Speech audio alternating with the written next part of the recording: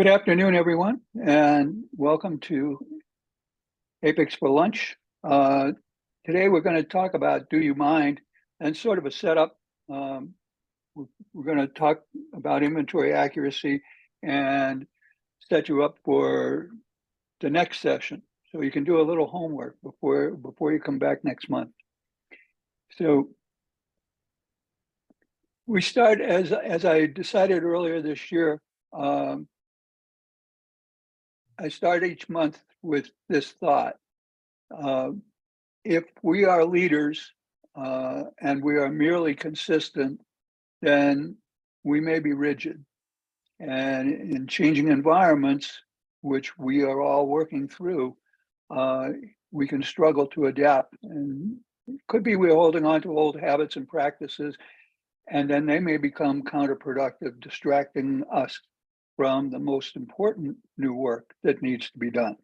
But just as consistency can become rigidity, agility can become a lack of focus.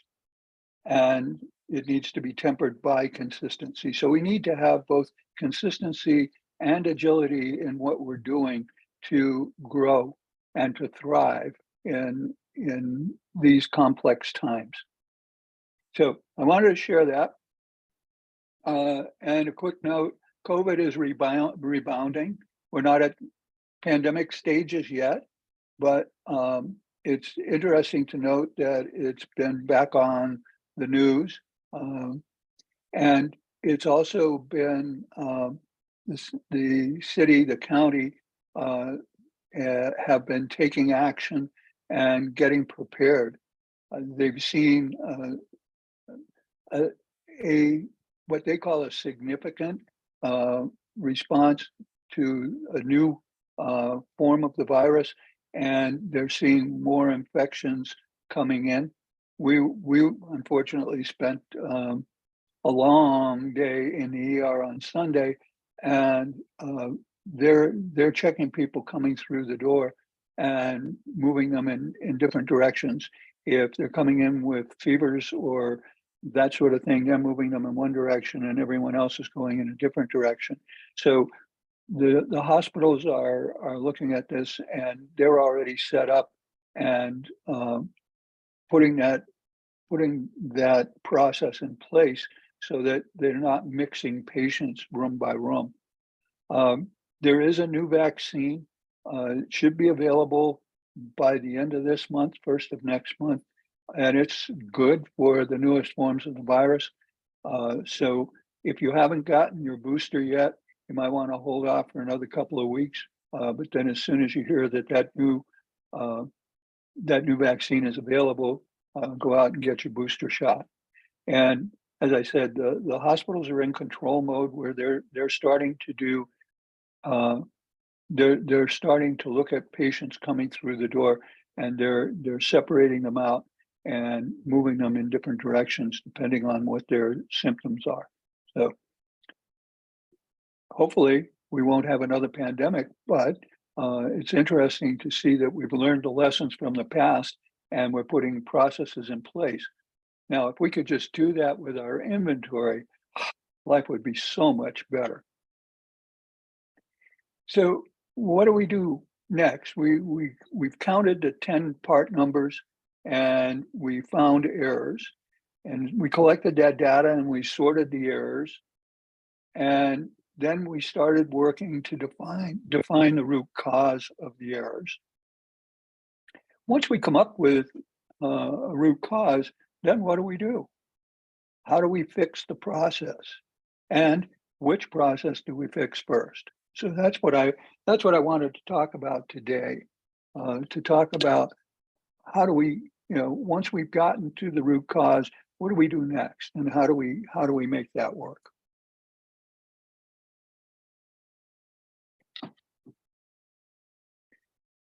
We have to make sure that we're fixing the process, not the symptom. I love this. This is a great graphic. Last time we had this graphic, but it was at the very end. We moved it up.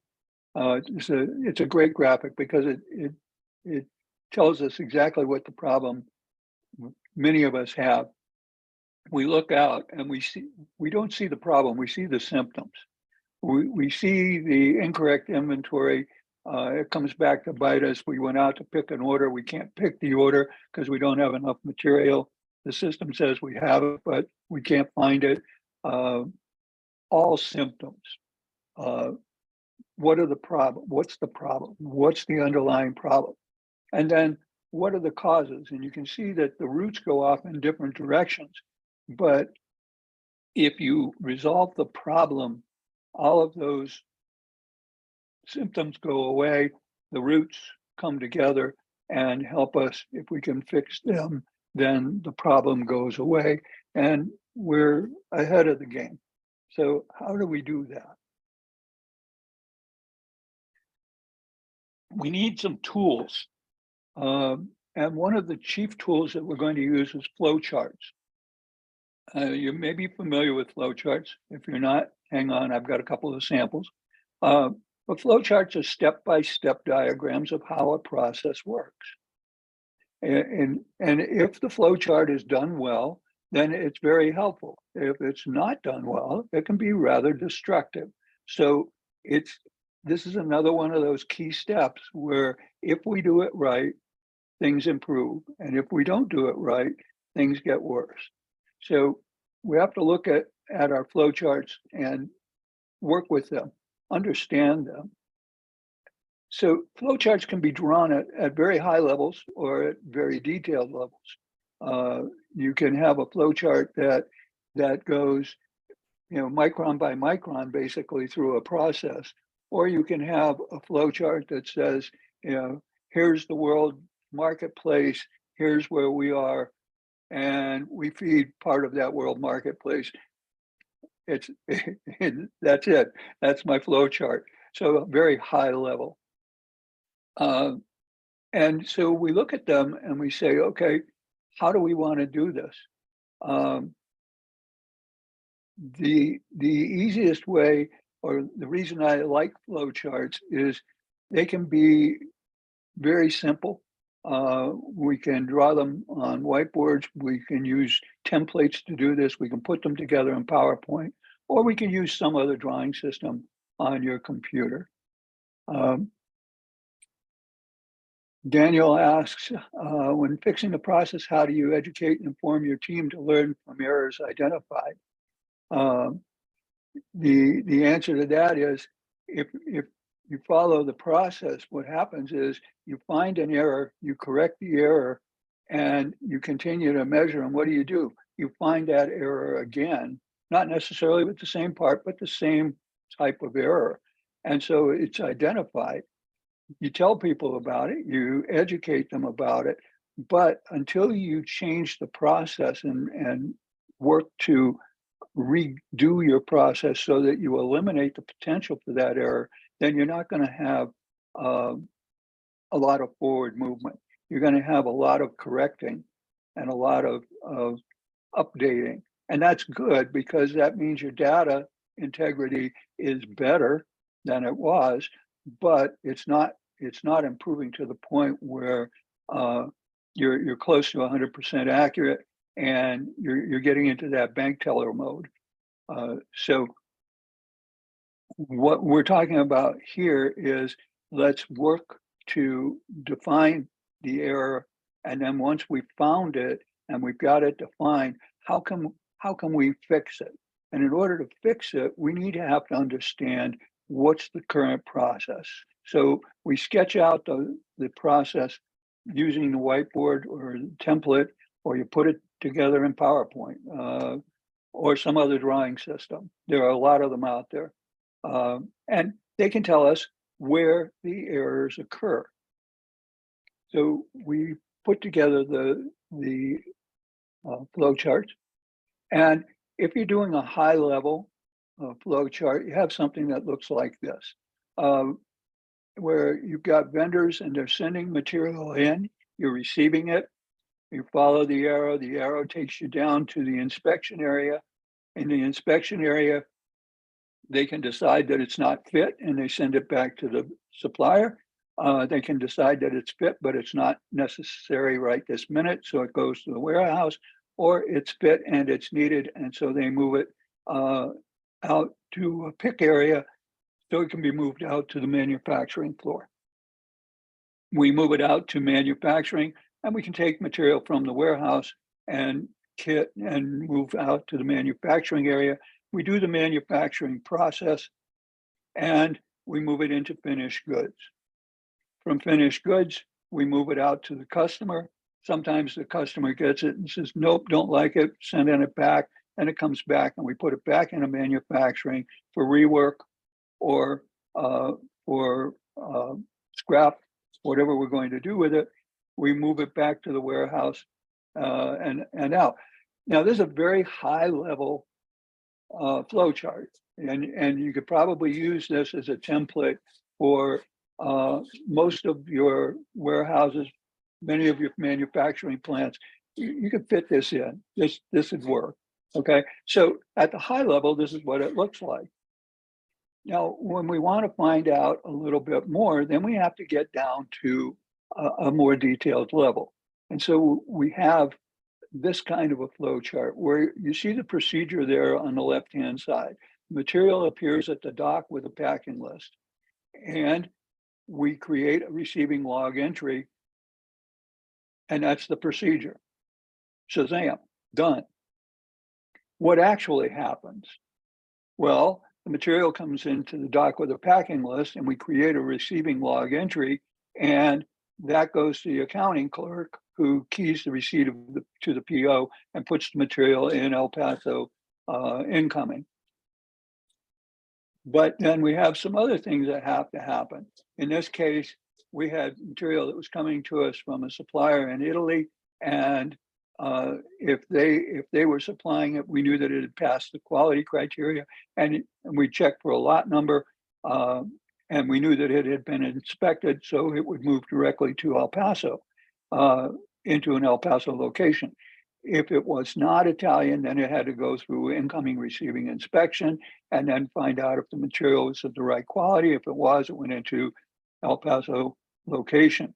If it wasn't, we created a reject tag, we moved it to the holding area, and we created a move ticket entry, and then the inspector would move it from the incoming to a location. So all of these things were what actually happened behind a procedure. So if you read the procedures, it was really simple. But then when you looked at what actually had to happen, then you found out that, well, wait a second, there are a lot of handoffs here. There are a lot of people touching this. Who's in charge and how does this happen? What documents are they using? So you can go and walk it down to that detail level. Once you've done this and you've created that flow chart, whether it's this one at a high level or this one at a much more detailed level, or something somewhere in between, then you create that flow chart for the appropriate level. And appropriate being, is it too detailed? Is it not detailed enough? Can you locate the errors that you've seen already? Can you figure out where they happened in your flow chart? And if you can do that and you can see where they happened, now you're probably at the appropriate level. Take that flow chart and walk it. Go out to the shop floor. Oh, Chet, we know the process. We've been out there. We spend so much. Take your flow chart, go out and walk the flow chart. And as you're doing that, talk to the people who are doing the work. You walk up to an operator and you say, hi, I just created this flow chart to make sure that we're doing the receiving transaction correctly. You're the guy that unloads it from the trailer. What's your responsibility? Because this is the little block that says we unload the trailer once we've cleared the packing list and all of that. So what's your responsibility? And let them tell you about it. And is that all you do? Well, no, sometimes we do this, sometimes we do that. Oh, that's not on my chart. I change my chart, add that information in. And is that what you do? Yeah, okay. And now we move on. And we do that all the way through the chart. When we get to the end, we say, okay, this worked out pretty well. But what about second shift? What about third shift? Because day shift, where most of us work, we have a full complement of people. On second shift, we don't have as many people. Maybe we've got people from the warehouse that are doing all of the tasks. Maybe we've got other people who don't work in the warehouse normally, who are picking and moving parts and making sure that the line stays full.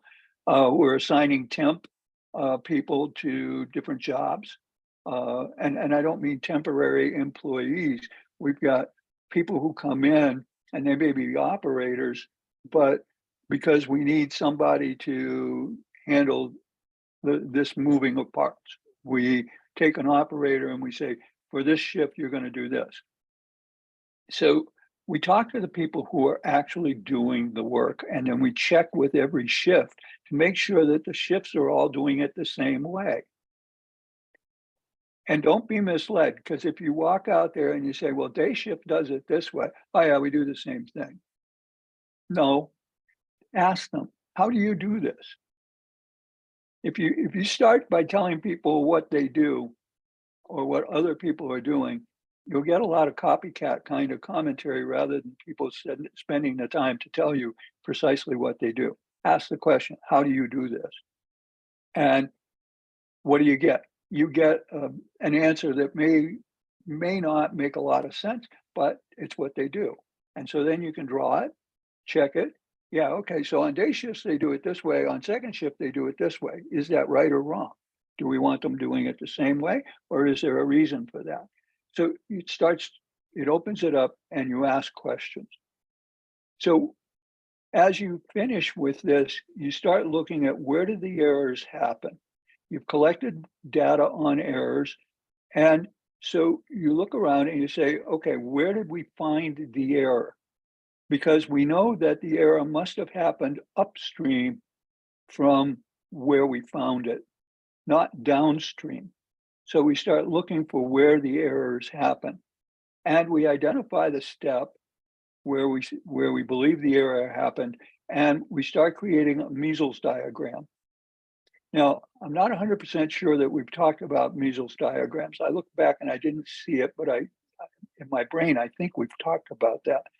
All it is simply take your flow chart, take this flow chart. You've got all of these different tasks and steps and decision points in the flow chart.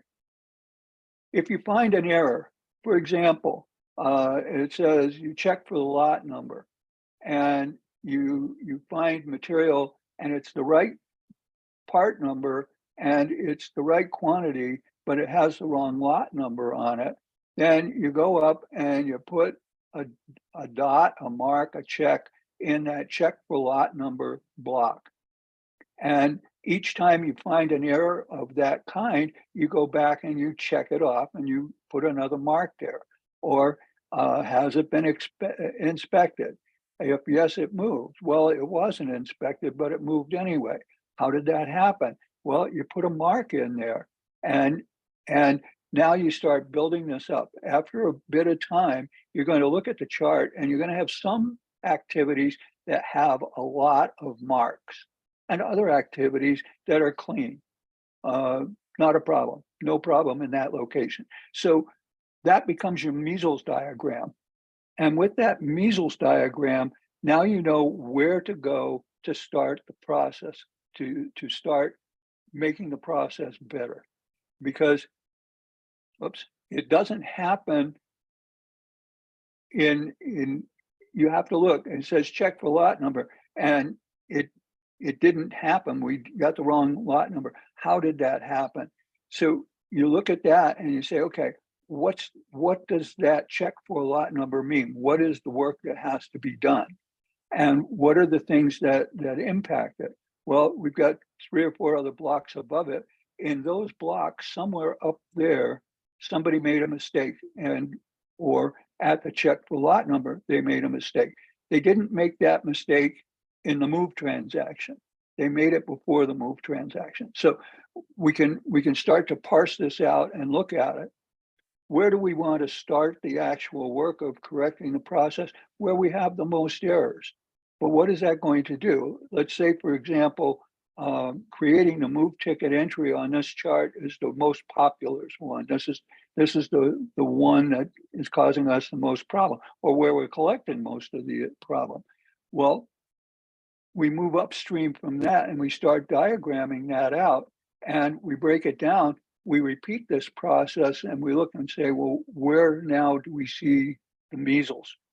And we go backward through the process to see where we see the measles. And that's where we start looking. At some point, we get back to the beginning. What we find is we've drawn flowcharts for the entire process. And we know where the problems are. So we can look at those problems and say, how do we fix this? And that's where you go out, you get a team of people and you start working on how can we make this better? Do we use pre-printed materials? Do we scan using barcode? What mechanical thing do we need to do to make this work?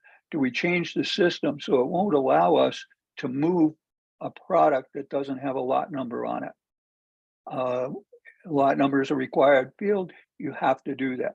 If you're getting errors off the lot number, can you have that done in barcode so that you can scan it? You don't have to key it in. Yeah, Knox says, sit back and watch the real process. Most people, when they know they're being watched, they act differently. Thank you, Knox. That's an old manufacturing engineering trick where you go out and you stand in the line and you're standing between two operators and they get nervous and they do things because they think you're watching them, but you're actually watching out of the corner of your eye and you're watching two operators further up the line. And that person's not really affected by what you're doing. And so you're watching what they actually want. Yeah, people react differently when they know that they're being watched. Back when I was a rubber molder, when they'd come out to time me, I was very slow. I made 150% of my product every day because we were getting paid piece rates, but I acted really slow when they came out to time it. This is just another form of that. Okay, so identify the steps, do your diesel, do your measles, and then now we know where. When we've done the measles diagram, we know where the errors are coming into the system, and there'll be several. Okay, it's not just one.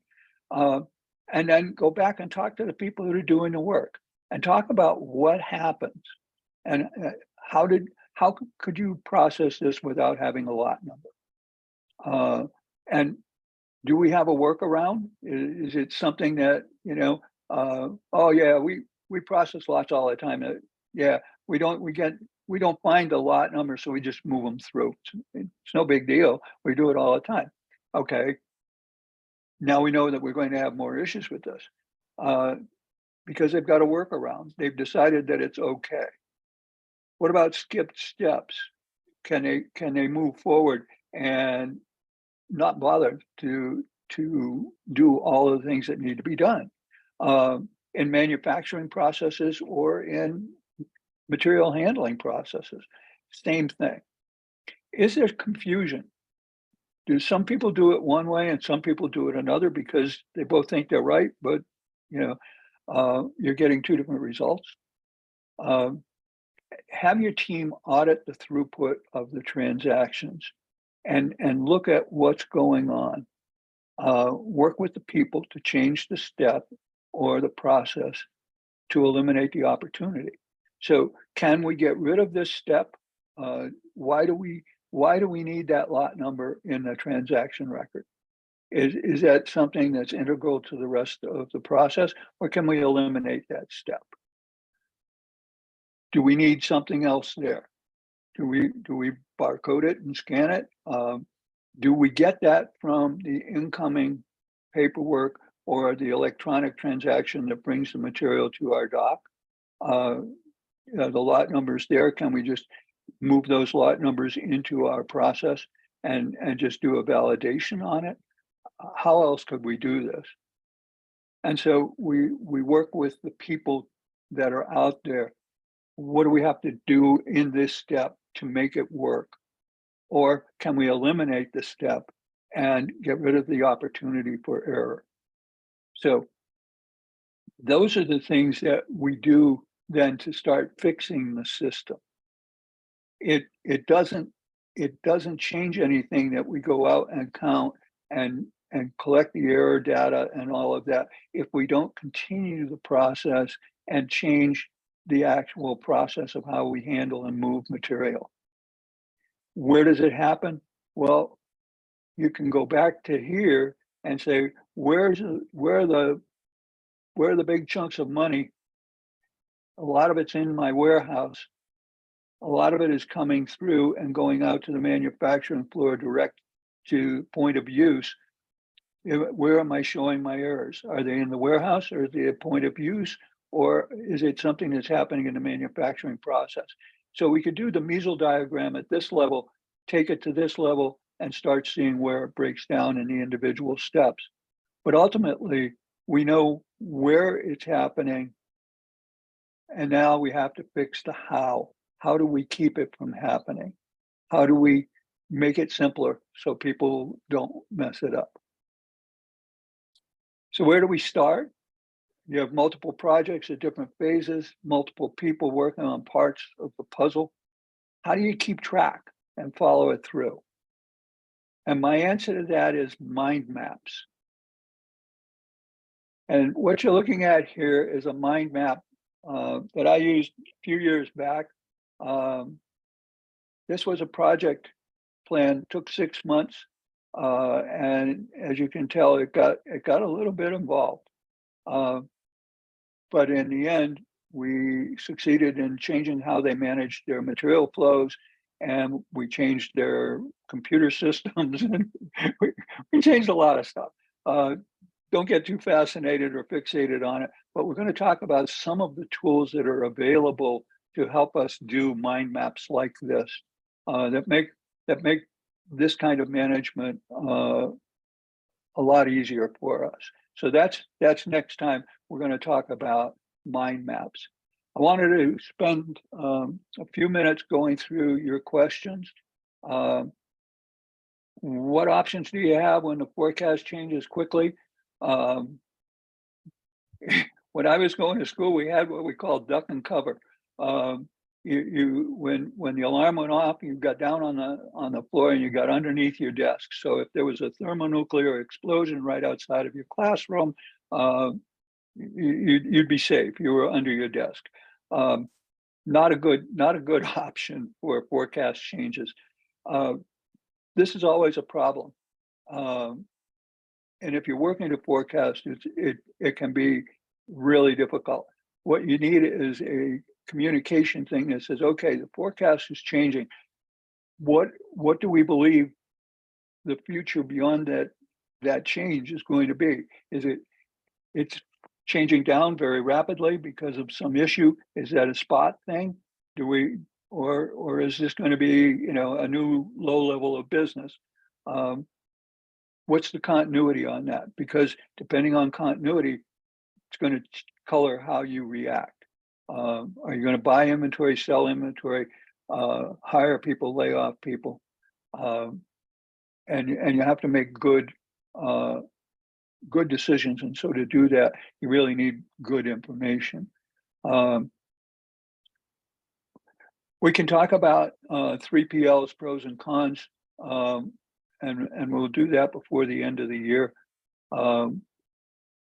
What would be a good and effective way to manage your inventory for year end? What's your goal for year end? And how much do you have to add? How much do you have to reduce? How much do you shift around because you got stuff you don't need and you don't have stuff you do need? How are you going to do that transition? Sit down and work that out. I like to do it using spreadsheets and looking at the consumption rates over time and figuring out, if I don't do anything, what's it going to look like? And then if I change this, what will it look like? You can create a model in Excel that will help you. don't worry about the onesie twosies. Go for the big bucks. Look at your A items. That's 80% of the value. So look at that and figure out, if you don't do anything, where's it going to end up? And if you do things, what things do you have to do, and when do you need to get it done? How quickly can you do it? So how to enforce stock accuracy at a 3PL. We'll cover that with the pros and cons of 3PL-ness. How to calculate the BIAs and supply demand backlog when trying to calculate year-ending inventory, as we are never in perfect status for supply and demand signals. Yes, right on. We've all been in that boat, quite honestly. And then the last one here, are there any tools available to help speed up the physical inventory process? I've been thinking about that all morning. Great question.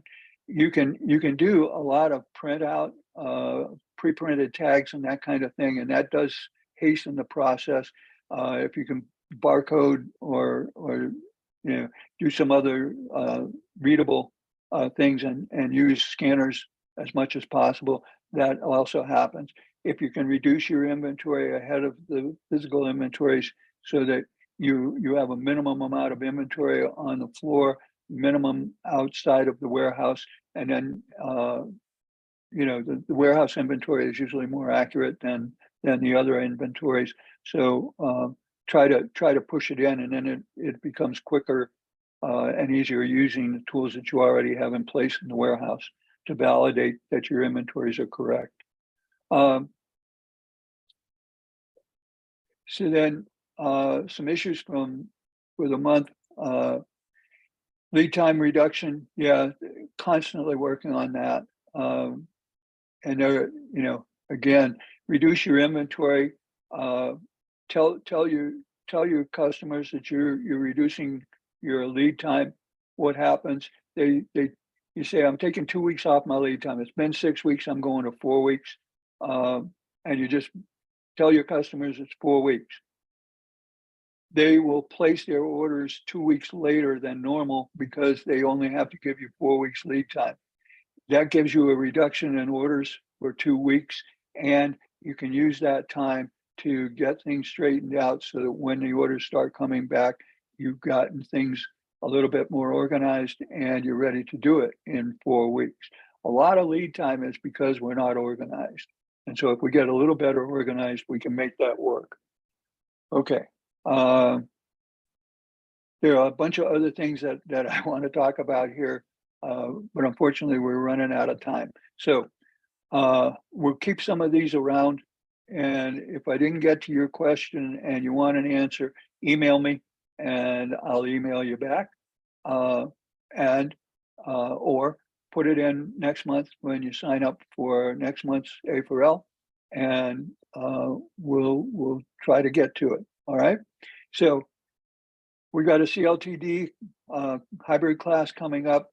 We got some conferences going on with ASQ at UACJ and an engineering seminar at UACJ as well. So put those on your calendar if you find them of interest. Here are the online classes that we're going to have. Thanks for registering.